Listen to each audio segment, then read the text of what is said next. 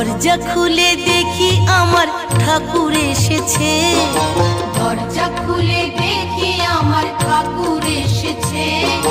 স্বপ্নে দেখি ঘরে আমার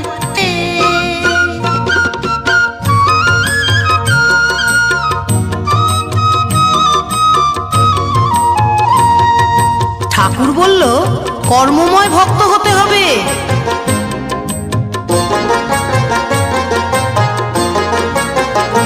ঠাকুর বলল কর্মময় ভক্ত হতে যে হবে, দীক্ষা নিয়ে ডাকলে আমায় সহজে পাবে।